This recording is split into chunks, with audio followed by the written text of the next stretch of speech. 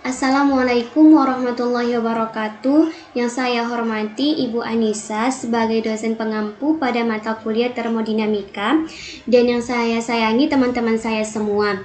Baik teman-teman, di sini saya akan menjelaskan tentang sel elektrokimia. Nah, kita tahu teman-teman bahwa salah satu bentuk energi yang paling penting dalam kehidupan kita itu adalah energi listrik. Nah, bila satu hari itu tanpa adanya listrik, baik dari perusahaan pembangkit listrik atau PLN atau baterai, itu adalah hal yang tak terbayangkan pada era teknologi seperti saat ini teman-teman. Nah, jadi teman-teman, bidang kimia yang berhubungan dengan konversi energi listrik dan energi kimia itu disebut sebagai elektrokimia. Nah, sebelum kita bahas tentang elektrokimia, kita harus tahu dulu nih, apa sih itu elektrokimia gitu kan. Nah, jadi elektrokimia itu adalah ilmu pengetahuan yang mempelajari peristiwa-peristiwa yang terjadi di dalam sel elektrokimia. Atau elektrokimia itu adalah suatu reaksi redoks di mana energi yang dihasilkan dari suatu reaksi yang berjalan spontan diubah menjadi listrik. Nah, lalu apa sih itu sel elektrokimia? Nah, sel elektrokimia itu adalah peralatan eksperimen untuk menghasilkan energi listrik melalui suatu reaksi redoks. Jadi teman-teman, sel elektrokimia itu terbagi atas dua. Ada namanya sel volta atau sering disebut sebagai sel galvanik, dan juga sel elektrolisis. Nah, apa sih perbedaan dari keduanya gitu? Pertama kita bahas tentang sel volta. Nah, sel volta itu teman-teman adalah sel elektrokimia yang menghasilkan arus listrik sebagai akibat terjadinya reaksi pada kedua elektroda secara spontan. Nah, lalu prinsip-prinsip yang perlu diperhatikan teman-teman pada rangkaian sel volta, yakni pertama, energi kimia itu diubah menjadi energi listrik. Yang kedua, pada anoda terjadi reaksi oksidasi, sementara pada katoda itu terjadi reaksi reduksi. Nah, yang ketiga, anoda itu merupakan kutub negatif dan katoda adalah kutub positif. Nah, lalu yang terakhir adalah prinsip kerja sel volta adalah elektron yang mengalir itu dari anoda menuju katoda. Nah, di sini teman-teman ada gambar dari sel volta. Bisa kita lihat teman-teman bahwa di sini ada batang seng dan juga ada batang tembaga atau Cu. Nah, jadi batang seng dan juga batang tembaga ini disebut sebagai elektroda teman-teman. Nah, elektroda tempat berlangsungnya reaksi oksidasi itu disebut sebagai anoda. Nah, sedangkan elektroda tempat berlangsungnya reaksi reduksi itu disebut sebagai katoda. Nah, lalu teman-teman, untuk menyempurnakan sirkuit listrik dan menjaga kenetralan larutan, maka teman-teman kedua larutan ini harus dihubungkan menggunakan media penghantar, yakni jembatan garam yang mana terdiri dari anion yakni NO3- dan juga terdiri dari kation yakni Na+. Nah, jadi prosesnya itu teman-teman ketika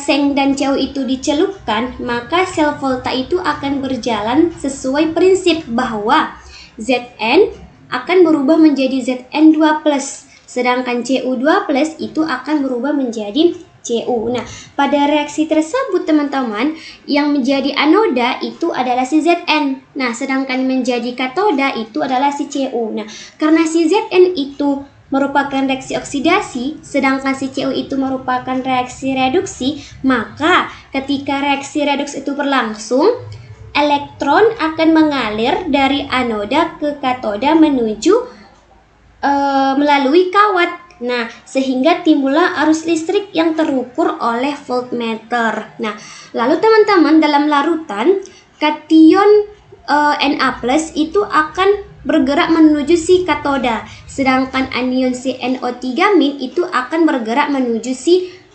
anoda. Nah, lalu dalam sel volta itu ada namanya deret volta. Deret volta itu adalah suatu deretan logam yang disusun berdasarkan kekuatan sifat reduktornya dari yang terkuat hingga terlemah. Nah, ini teman-teman deret voltanya. Nah, Prinsipnya itu ialah makin ke kiri letak suatu logam dalam deret volta, maka sifat reduktornya itu makin kuat atau makin mudah mengalami oksidasi. Nah, suatu logam dalam deret volta itu dapat mereduksi ion-ion di sebelah kanannya, tetapi tidak mampu mereduksi ion-ion di sebelah kirinya. Nah, lalu di sini ada notasi sel. Kita lihat teman-teman bahwa di sini sebagai anoda adalah si Zn, maka Zn ini ada batas fasanya Zn2+, lalu ada jembatan garam dan katoda yakni Cu2+, batas fasa dan juga Cu. Nah, sel volta dalam kehidupan sehari-hari itu apa aja gitu kan teman-teman.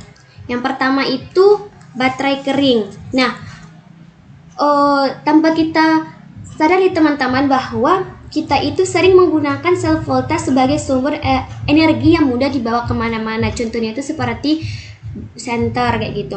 Nah, jadi teman-teman, kita tahu bahwa pertama kali baterai kering ini ditemukan oleh si Lacklands, yang mana sel kering ini terdiri atas suatu silinder seng yang berisi campuran batu kawi, salmiakki, karbon dan juga sedikit air. Nah, seng itu berfungsi sebagai anoda, sedangkan katoda digunakan elektroda inert yaitu grafit yang dicelupkan ke dalam pasta. Nah, jadi pasta di sini teman-teman berfungsi sebagai oksidator. Selain sebagai anoda, seng itu juga berguna untuk wadah komponen dalam baterai.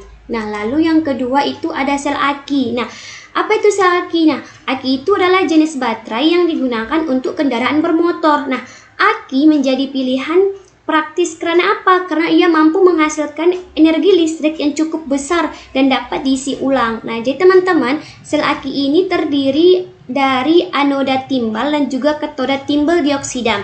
Pada katoda itu terjadi reaksi reduksi, sementara pada anoda terjadi reaksi oksidasi. Nah, lalu yang terakhir itu ada namanya proses korosi. Nah, jadi teman-teman, proses korosi yang terjadi pada suatu logam itu merupakan suatu proses elektrokimia.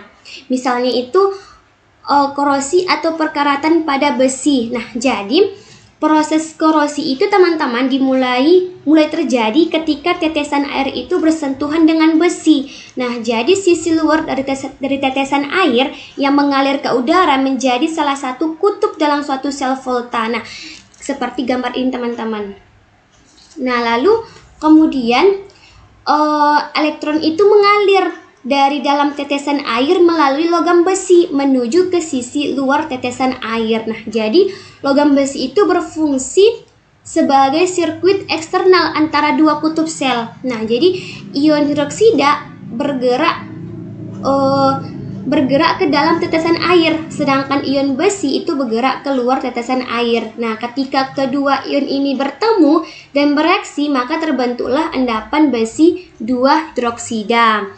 Nah, endapan ini teman-teman dengan cepat akan teroksidasi oleh oksigen membentuk karat, yakni Fe2O3 yang terlihat sebagai gundukan yang berwarna kuning kecoklatan. Nah, lalu yang terakhir yakni sel elektrolisis. Nah, sel elektrolisis itu adalah penguraian zat-zat kimia oleh arus listrik searah. Pada peristiwa ini terjadi perubahan energi listrik menjadi energi kimia. Nah, jadi teman-teman, prinsip kerja sel elektrolisis ini adalah menghubungkan kutub negatif dari sumber arus searah ke katoda dan kutub positif ke anoda sehingga terjadi overpotensial yang menyebabkan reaksi reduksi dan oksidasi tidak spontan dapat berlangsung. Nah, jadi elektron akan mengalir dari katoda ke anoda. Nah, ion-ion positif akan cenderung tertarik ke katoda dan tereduksi, sedangkan ion-ion negatif akan cenderung tertarik ke anoda dan teroksidasi.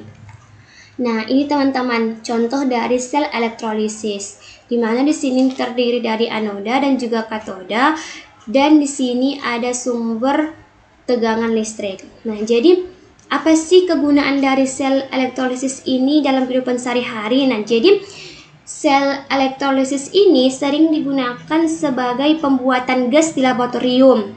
Jadi dalam misalnya itu seperti pembuatan gas oksigen, gas hidrogen, ataupun gas klorin. Lalu dalam proses penyepuhan seperti penyepuhan suatu logam emas, perak, atau nikel yang tujuannya itu untuk apa? Untuk menutupi logam yang penampilannya itu kurang baik atau menutupi logam yang mudah berkarat. Lalu sel ini sering digunakan juga dalam proses pemurnian logam kotor.